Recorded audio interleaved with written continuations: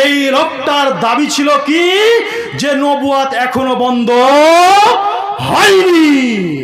এই লোকটার দাবি ছিল কি যে মুহাম্মদ সাল্লাল্লাহু আলাইহি সাল্লাম শেষ নবী নয়, আমি অহিপ্রাপ্ত নবুয়ত প্রাপ্ত আমি নবী। এই গোলাম আহমদ কাদিয়ানী নিজেকে নবী দাবি করেছিল। গোলাম আহমদ কাদিয়ানীর যারা অনুসারী, যারা তার অনুসরণ করে, তারাই হচ্ছে কাদিয়ানী। বেটা, তোমাকে বলতে চাই, আমরা কি কাদিয়ানীকে অনুসরণ করি? বলুন, কাদিয়ানীকে অনুসরণ করি? আমরা কাদিয়ানীকে অনুসরণ করি না। আমরা মুহাম্মদ সাল্লাল্লাহু আলাইহি সাল্লামকে শেষ নবী বলে মানি।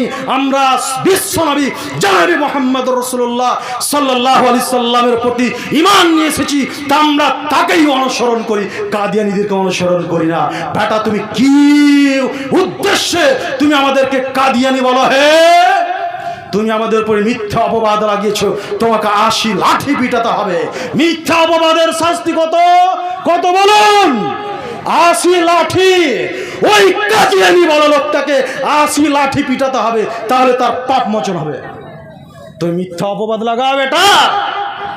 কাদিয়ানী যারা, এদের ব্যাপারে সৌদি আরব ফতোয়া দিয়েছে। আজহার বিশ্ববিদ্যালয়